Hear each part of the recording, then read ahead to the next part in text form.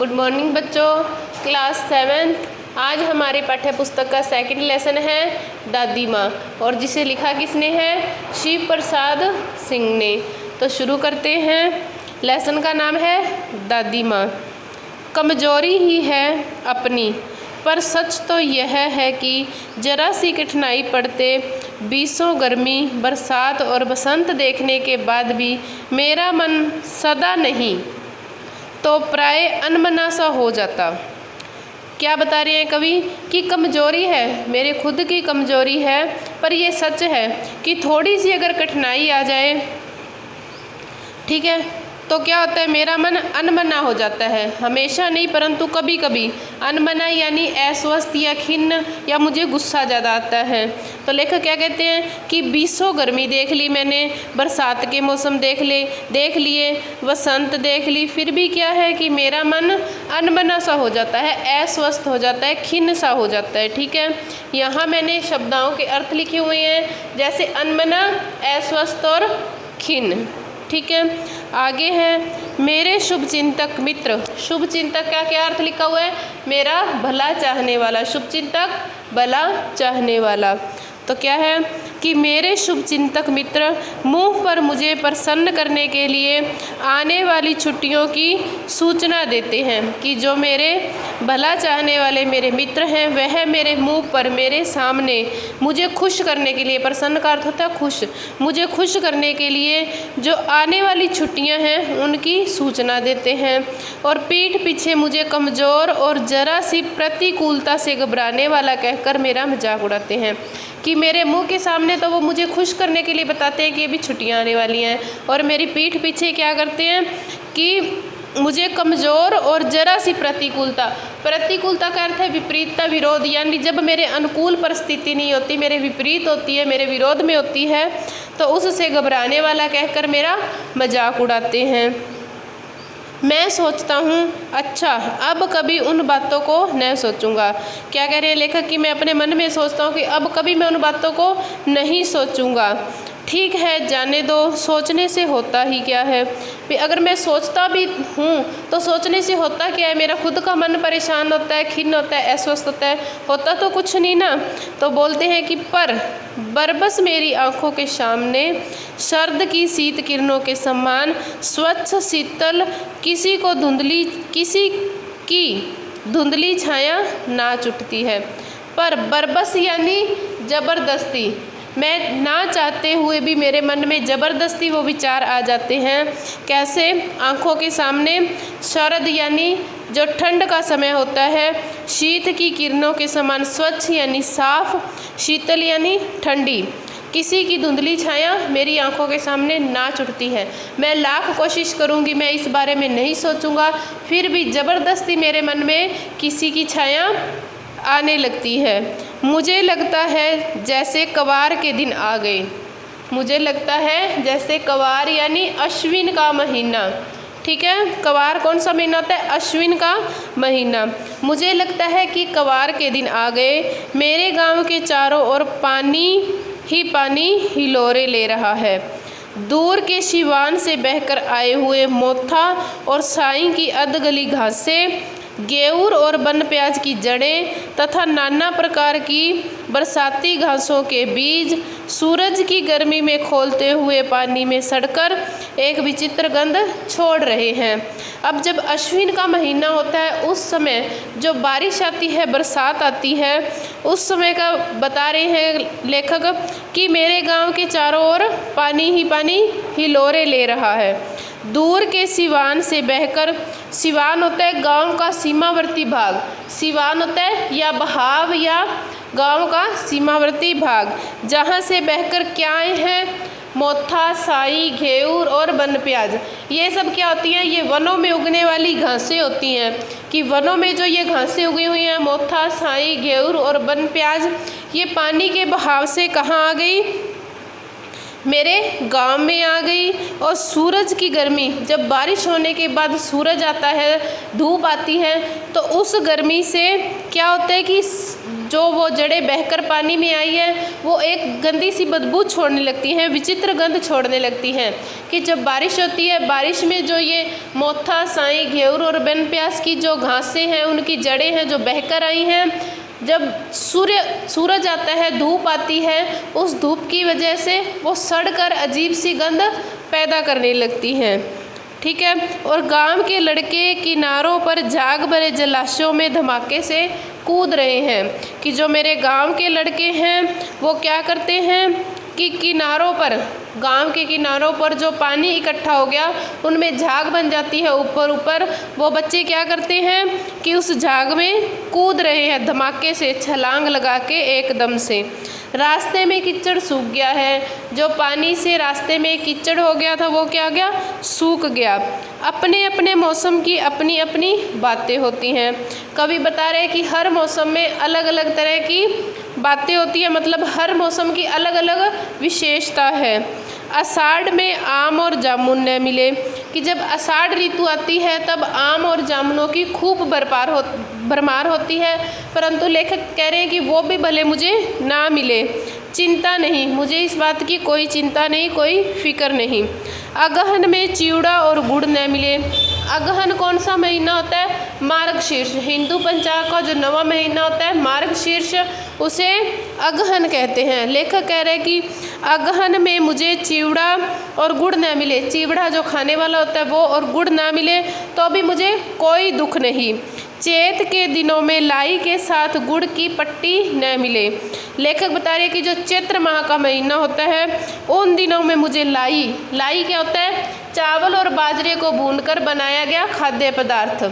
लाई होता है चावल और बाजरे को भूनकर बनाया जाने वाला खाद्य पदार्थ। तो लेखक कह रहे हैं कि मुझे चैत्र के महीने में ये चावल और बाजरे से बना खाद्य पदार्थ की गुड़ के साथ पट्टी भले ही ना मिले, अफसोस नहीं, पर कवार के दिनों में इस गंध पूर्ण झाग भरे जल में कूदना न हो तो बुरा मालूम होता है।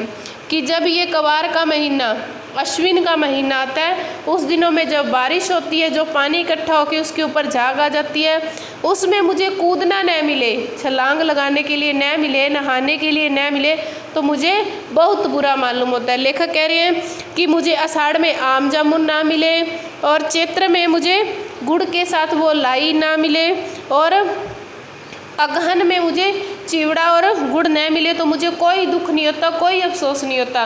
परंतु दुख कब होता है, जब कवार के दिनों में हुई बारिश से इकट्ठे हुए पानी में नहाने के लिए न मिले। मैं भीतर हुड़क रहा था। हुड़क का क्या अर्थ है, तड़प रहा था। मैं भीतर यानी अंदर तड़प रहा था। 2-1 दिन ही तो कूद सका था, नहा धोकर बीमार हो गया। कि मैंने सिर्फ 1 या 2 दिन ही उस पानी में कूदा था या छलांग लगाई थी, फिर क्या मैं नहा धोकर बीमार हो गया। हल्की बीमारी न जाने क्यों मुझे अच्छी लगती है। लेखक कहते हैं कि मुझे अगर हल्की सी कोई बीमारी आ जाए, बुखार या सिर दर्द कुछ भी, तो मुझे वह बहुत अच्छा लगता है। थोड़ा थोड़ा ज्वर हो, ज्वर यानी बुखार, थोड़ा थोड़ा सा बुखार हो, सर में साधारण दर्द और खाने के लिए दिन भर नींबू और साबू। कि मेरे सिर, मुझे थोड़ा थोड़ा सा बुखार हो, मेरे सिर में हल्का सा दर्द हो और पूरा दिन खाने के लिए नींबू और साबूदाने मिले। लेकिन इस बार ऐसी चीज़ नहीं थी कि हर बार यही होता था, मुझे थोड़ा सा बुखार होता, सर दर्द होता, थोड़े दिन रेस्ट करता, फिर मैं ठीक हो जाता, नींबू खा लेता, साबू खा लेता। लेकिन अब इस बार ऐसा नहीं हुआ। ज्वर तो जो चढ़ा तो चढ़ता ही गया। कि मुझे बुखार चढ़ना शुरू हो गया तो चढ़ता ही गया, रजाई पर रजाई, और उतरा रात के 12 बजे के बाद। कि मुझे इतना बुखार हुआ कि मेरे ऊपर घर वाले एक के ऊपर एक रजाई देने लगे। फिर भी मेरा बुखार कब उतरा, रात के 12 बजे। लेखक बता रहे हैं कि हमेशा मुझे बुखार होता तो वो जल्दी उतर जाता, थोड़ा सा दवा दारू लेने से ठीक हो जाता, परंतु इस बार मुझे रात के 12 बजे तक बुखार चढ़ा रहा। दिन में चादर लपेटे सोया था। कि मैं दिन में भी चादर लपेट कर सोया रहा। दादी माँ आई, शायद नहाकर आई थी उसी झाग वाले जल में। लेखक क्या बता रहे हैं कि मैं दिन में चादर लेकर सोया रहा और मेरी दादी माँ आई, ऐसे लग रहा था जैसे नहा कर आई हो। किसमें, उसी झाग वाले पानी में। पतले दुबले सने सने शरीर पर सफ़ेद किनारीहीन धोती।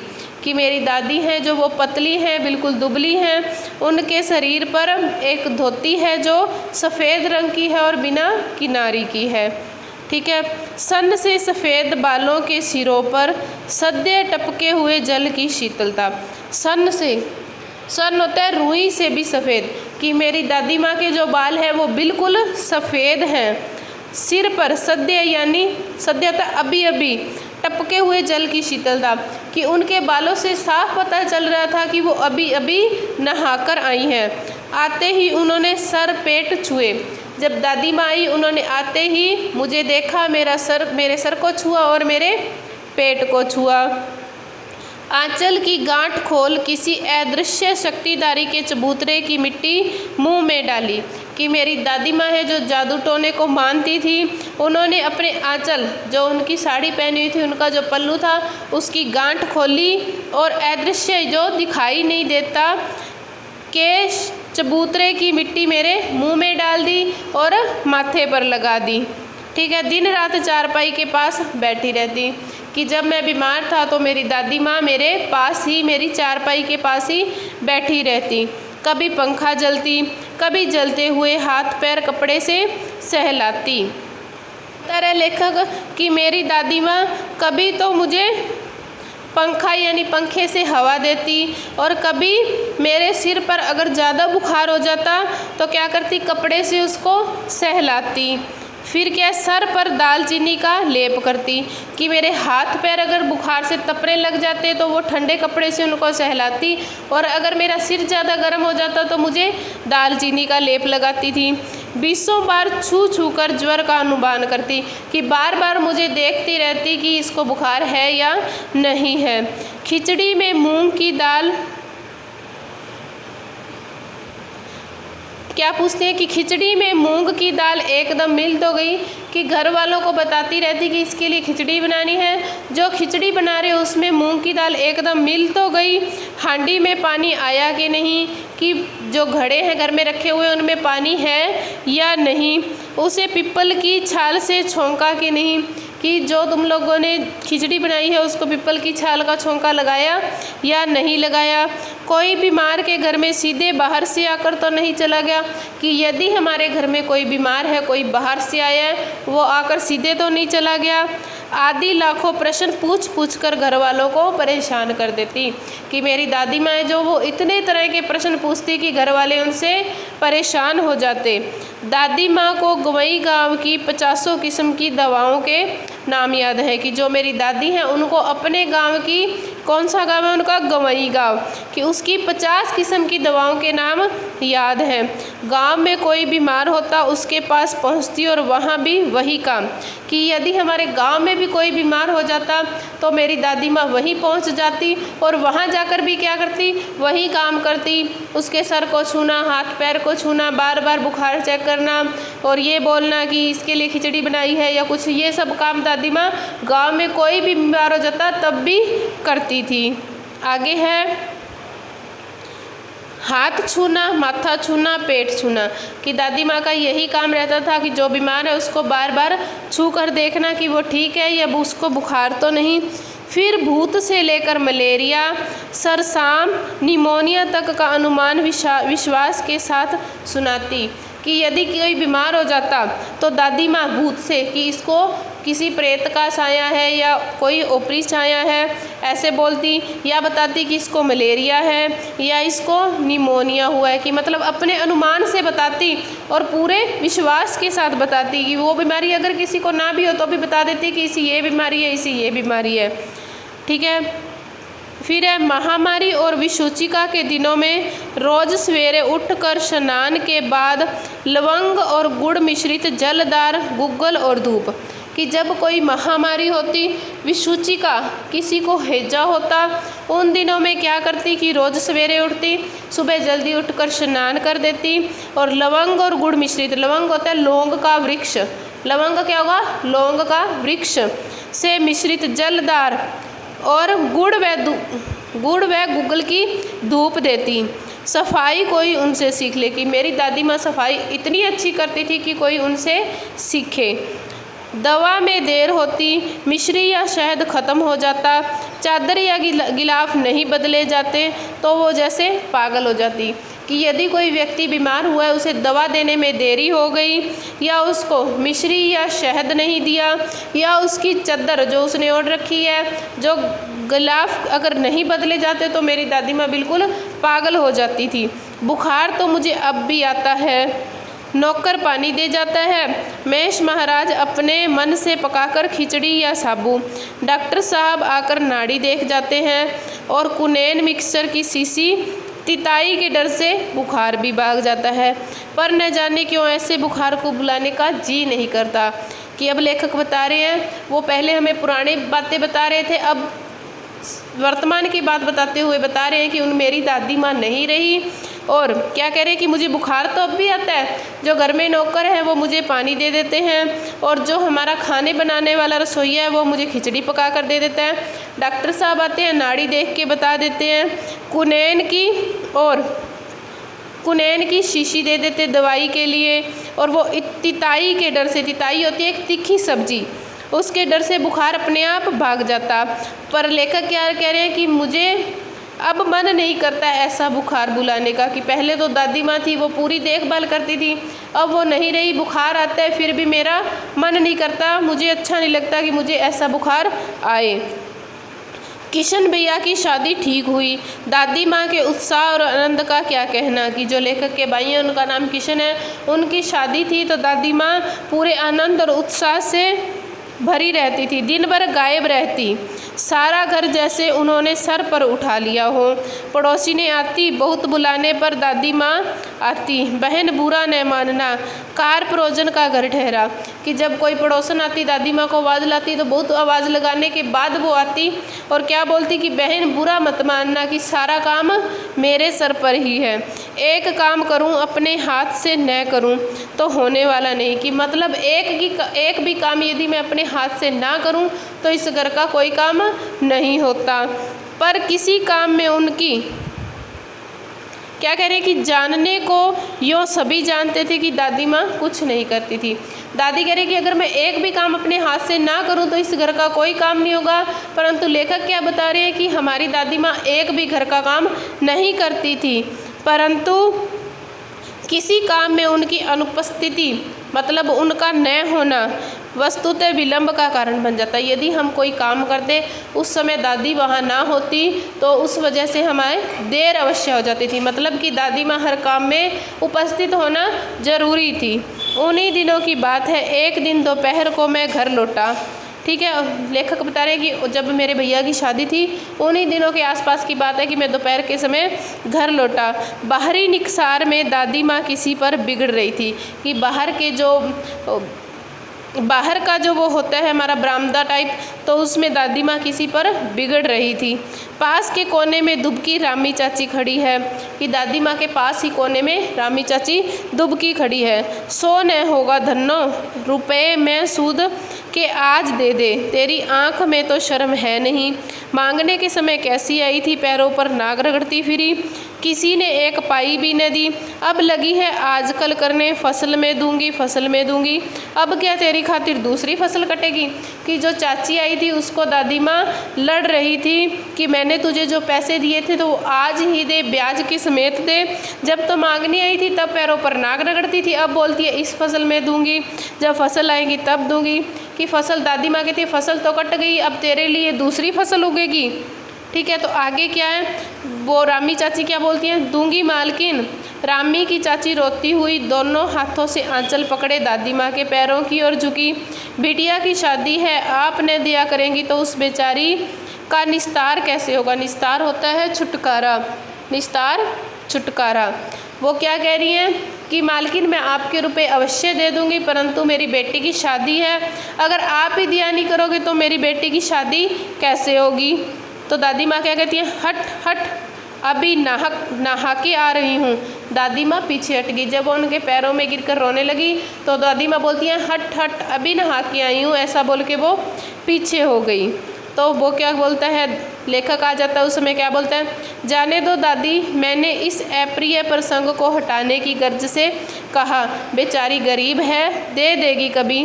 क्या बोलता है कि दादी जाने दो, दे देगी, कोई बात नहीं, गरीब है। तो क्या बोलती है दादी, चल चल, चला है समझाने। दादी लेखक क्या बोलती है, भी तू मुझे समझाएगा। तो मैं चुपके से आंगन की ओर चला गया। कई दिन बीत गए, मैं इस प्रसंग को एकदम भूल गया। एक दिन रास्ते में रामी चाची मिली। वह दादी को पुत्तों फलों दूधों नहाओ का आशीर्वाद दे रही थी। अब लेखक बोलते हैं कि मैं इस प्रसंग को भूल गया, बहुत दिन बीत गए, परंतु रास्ते में मुझे रामी की चाची मिली तो वो दादी को खूब सारे आशीर्वाद दे रही थी। मैंने पूछा क्या बात है, भी उस दिन तो दादी माँ तुम्हें लड़ रही थी, आज तुम मुझे आशीर्वाद दे रही हो, भी क्या बात है। तो धन्नो चाची तो विह्वल होकर कहा, उरीन हो गई बेटा। तो उन्होंने अशांत होकर कहा कि मैं उरीन हो गई। उरीन यानी ऋण मुक्त हो गई। भगवान भला करे हमारी मालकिन का। कल ही आई थी, पीछे का सभी रुपया छोड़ दिया, ऊपर से 10 रुपये का नोट देकर बोली, देखना धन्नो, तेरी बेटी जैसी तेरी बेटी वैसी मेरी, 10-5 के लिए हंसाई न हो, देवता है बेटा देवता। क्या कह रही है वो रामी की चाची कि मालकिन कल हमारे घर आई थी, उन्होंने हमारा सारा पैसा माफ़ कर दिया और मुझे 10 रुपये दे के गई मेरी बेटी की शादी के लिए। उस रोज़ तो बहुत डांट रही थी। मैंने उनसे कहा कि तुम्हें उस रोज़ तो बहुत डांट रही थी। तो क्या कह रही है कि वह तो बड़े लोगों का काम है बाबू, रुपया देकर डांटे भी नहीं तो लाभ क्या। क्या कह रही रामी की चाची, ये तो बड़े लोगों का काम ही होता है, उन्होंने मुझे पैसे दिए तो डांटने का हक भी है। मैं मन ही मन इस तर्क पर हंसता हुआ आगे बढ़ गया, क्योंकि लेखक कह रहा है कि मैं मन ही मन हंसता हुआ आगे चला गया। ये हमारा हाफ लेसन कंप्लीट हो गया। आधा लेसन हम आगे करेंगे। आप अपनी नोटबुक में शब्दार्थ साफ साफ हैंड राइटिंग में लिख लोगे, ठीक है।